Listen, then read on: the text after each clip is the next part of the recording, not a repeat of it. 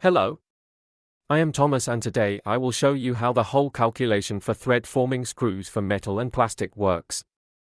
Let's see an example. First, you will need to select the type of material where you will insert the screw. Once we have this, we have to follow the steps.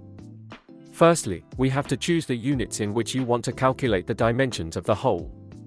You have the option of millimeter and inches. These units are independent of the unit of measurement of the screw, thus you can select inch units and a screw with metric measurements. Then select the type of fastener. If you are in doubt about the screw to use in your design, you can contact our application engineers. Once you have selected the screw, just choose the screw diameter. This calculation will depend on your design and the mechanical requirements of the assembly. If required, our technicians can help you to determine the optimum diameter for your application. Fourth step, you have to select the base material of your assembly. You can select from the available list. If your material is not listed, please contact our application engineers. When needed, you can select the type of hole, especially for assemblies on metal.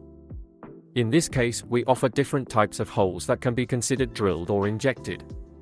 In case your screw will have zinc nickel coating applied, it's necessary that you click on this option. Once you have selected all the specifications, calculate and you will see on your right side of the screen the calculations and the meaning of each part.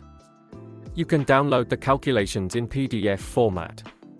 This will open a form, you just need to fill in the gaps and you'll receive the document by email with all the results, ready to be saved and shared.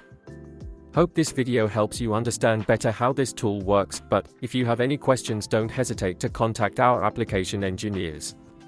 They will be delighted to support you.